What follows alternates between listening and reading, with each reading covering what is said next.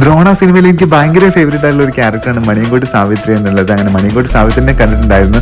തിരൂരുള്ള മോജോയിൽ വന്നിട്ടുണ്ടായിരുന്നു കോസ്റ്റ്യൂം നോക്കാൻ വേണ്ടിയിട്ട്. അങ്ങനെ കുറെ ട്രയൽ നോക്കി ഫൈനലി ഞാൻ എടുത്തിട്ടുണ്ടായിരുന്നു ഈ വൈറ്റ് ഡിസൈനർ ഷർട്ടായിരുന്നു. എനിക്ക് ഭയങ്കര ഇഷ്ടപ്പെട്ടു. ലൂമയിൽ വന്നിട്ടുണ്ടായിരുന്നു. ജാസ് പതിവ് പോലെ തലയിൽ ഒരു താജ്മഹൽ പണിത് എത്ര പണിതിട്ട് എന്താ കാര്യം, ഫൈനലി ഹെൽമെറ്റ് വെച്ചാണ് പോകാനുള്ളത്. തിരൂർ AK മോളിൽ വെച്ചിട്ടായിരുന്നു FS ഫേസ് ഇവന്റ്സിന്റെ ഈ ഒരു ഷോ വരുന്നത്. എൻ്റെ പേര് എഴുതിയ സീറ്റൊക്കെ അവിടെ റിസർവ്ഡ് ആയിരുന്നു. ഞാൻ പോയി മേക്കപ്പ് ചെയ്തു. അലീഷ ബ്രോ ആണ് എനിക്ക് മേക്കപ്പ് ചെയ്ത് തന്നിട്ടുണ്ടായിരുന്നു. അടിപൊളിയായിരുന്നു. വിശാഖ ആയിരുന്നു അവരുടെ പേജന്റിന്റെ കൊറിയോഗ്രാഫർ. അങ്ങനെ ഷോ തുടങ്ങിയിട്ടുണ്ടായിരുന്നു. ആദ്യം ഡാൻസ് കോമ്പറ്റീഷൻ ആയിരുന്നു. കുറെ പിള്ളേർ അടിപൊളി ഡാൻസ് ഉണ്ടായിരുന്നു കേട്ടോ.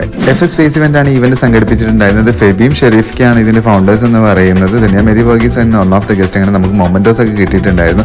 എൻ്റെ ഉമ്മയും സിസ്റ്റർ മകളും പ്രോഗ്രാം കാണാൻ വന്നിട്ടുണ്ടായിരുന്നു. അവർ ആദ്യമായിട്ടാണ് ഒരു പ്രോഗ്രാം കാണാൻ വരുന്നത്. അങ്ങനെ കുട്ടികളുടെ പേജിന്റെ തുടങ്ങി കിഡ്സിലെ ജൂനിയർ സീനിയർ മെയിൽ ഫീമെയിൽ കാറ്റഗറിയിലായിരുന്നു കോമ്പറ്റീഷൻ ഉണ്ടായിരുന്നത്. 2 റൗണ്ടൊക്കെ ഉണ്ടായിരുന്നു. ഫസ്റ്റ് റൗണ്ട് ആയിട്ടുള്ള ട്രഡീഷണൽ റൗണ്ടാണ് ഇപ്പോൾ നിങ്ങൾ കണ്ടുകൊണ്ടിരിക്കുന്നത്.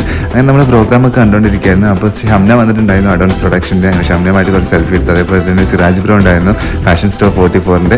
ഇടയ്ക്ക് നമുക്ക് റിഫ്രഷ്മെന്റ് കിട്ടിയിട്ടുണ്ടായിരുന്നു. അപ്പോൾ ഇതേ ഇരിക്കുന്നു നമ്മുടെ ബ്രോ ആയിട്ടുള്ള അനസിനെ വീഡിയോ എടുക്കുന്നുണ്ട്. അവൻ എൻ്റെയും വീഡിയോ എടുക്കുന്നുണ്ടായിരുന്നു കേട്ടോ. പിന്നെ പിള്ളേരുടെ പാട്ടും ഡാൻസ് ഒക്കെ ഉണ്ടായിരുന്നു. അതിനുശേഷം ഡാൻസ് കോമ്പറ്റീഷനിൽ വിന്നേഴ്സിനെ ഡിക്ലെയർ ചെയ്ത് അവർക്കുള്ള പ്രൈസ് എല്ലാം ഡിസ്ട്രിബ്യൂട്ട് ചെയ്ത് എല്ലാവർക്കും പ്രോത്സാഹന സമ്മാനം കൊടുത്തിട്ടുണ്ടായിരുന്നു.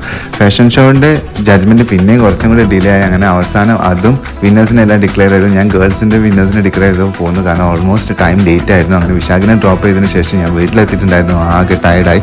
അപ്പോൾ ഇത്രയുള്ള വീഡിയോ ചാനലായിട്ട് കാണുന്നതിന് സബ്സ്ക്രൈബ് ചെയ്ത് സപ്പോർട്ട്. വീണ്ടും മറ്റൊരു വീഡിയോ ആയിട്ട് കാണാം. അതുവരേക്കും ബൈ.